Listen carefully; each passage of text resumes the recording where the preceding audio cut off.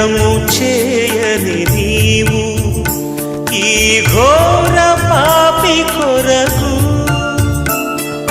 భారమైన సిలువ